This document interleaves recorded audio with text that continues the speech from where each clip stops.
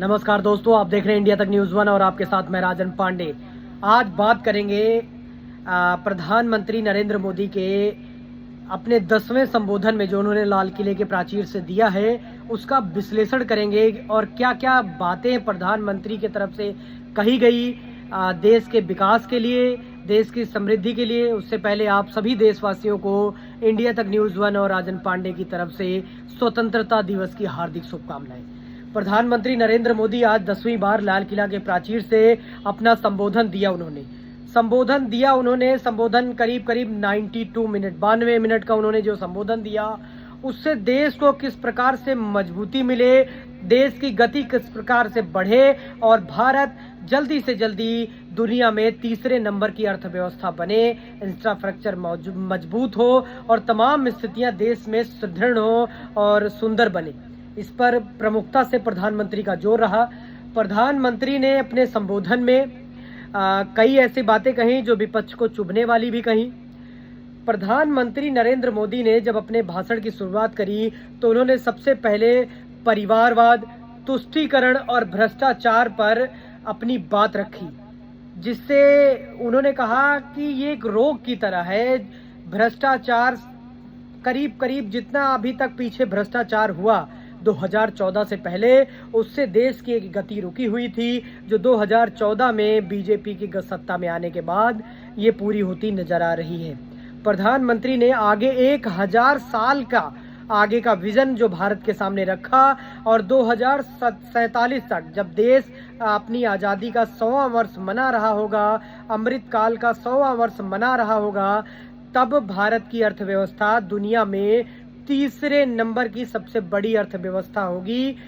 और इसका जो आधार रखा उन्होंने ये रखा कि वो 5 साल में, अगले 5 साल में, दरअसल उन्होंने एक और बयान, एक जो बात कही जिससे विपक्ष काफी आक्रोश में नजर आ रहा है। प्रधानमंत्री नरेंद्र मोदी जी ने कहा कि आपके आशीर्वाद से अगली बार भी 2024 के चुनाव में भी मैं जीत कर आऊंगा और इसी लाल किले के प्राचीर से देश के कामों को और देश की उपलब्धियों को आपके बीच रखूंगा, आपके बीच दृढ़ता से और प्रमुखता के साथ मैं रखूंगा। ये बात विपक्ष को कहीं ना कहीं अच्छी नहीं लग रही है। और प्रधानमंत्री नरेंद्र मोदी जी के जो भाषण में तमाम बातें रहीं, उसमें मेन बात परिवारवाद, तुष्टीकरण और भ्रष्टाचार की रही, जिस पर उन्होंने बिना नाम लिए कांग्रेस को जमकर घेरा। और 2014 से पहले जिस प्रकार से तुष्टीकरण की राजनीति के कारण देश काफी पीछे चला गया था, उसका भी जिक्र किया उन्होंने देश को सशक्त कैसे बनाया जाए और आगे का उनका विजन क्या है वो उन्होंने रखा है। और 2024 में एक संकल्पबद्ध तरीके से भारत को आगे बढ़ाने की बात प्रधानमंत्री नरेंद्र मोदी जी ने कही है। प्रधानमंत्री नरेंद्र मोदी जी के भाषण की मैं सबसे रोचक बात बताऊं कि प्रधानमंत्री नरेंद्र मोदी जी अपना भाषण शुरुआत करते हैं, मेरे प्यारे देशवासियों, भाई एवं बहनों।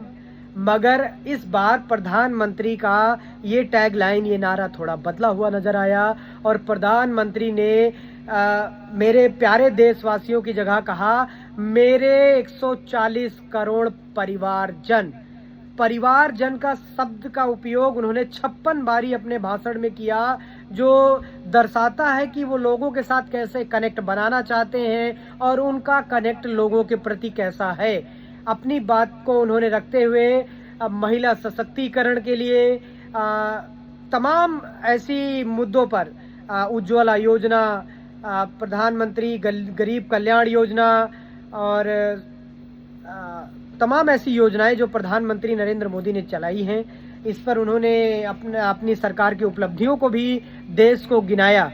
और 2024 में एक संकल्प लिया कि जब वो आएंगे तो 2027-28 तक देश को दुनिया की तीसरी सबसे बड़ी अर्थव्यवस्था के रूप में वो स्थापित करेंगे। ये संकल्प उन्होंने जताया है। और मणिपुर के भी मुद्दे पर प्रधानमंत्री नरेंद्र मोदी जी ने आज लाल किले के प्राचीर से कहा कि मणिपुर की जनता के साथ पूरा देश खड़ा है। हम सभी आप मणिपुर के साथ खड़े हैं और मणिपुर की महिलाओं और बच्चों के साथ जो अत्याचार हुआ है वो किसी भी कीमत पर बर्दाश्त नहीं किया जाएगा और जो भी दोषी होंगे उनको सख्त से सख्त सजा दी जा रही है और मणिपुर के विकास को विकास के पथ पर कैसे लेकर आना है, वहाँ पर कैसी शांति हो, कैसी समृद्धि आए, इसके लिए भी उन्होंने प्रमुखता से अपनी बातें कही। उन्होंने कहा ये नया भारत है, ना ये रुकता है, ना ये थकता है, ना ये हाँफता है, ना ये घबराता है, ये अपने लक्ष्य के प्रति सुदृढ़ तरीके से चलता ही जाता है, चलता ही जाता है। एक नई स्कीम के बारे में भी उन्होंने घोषणा की।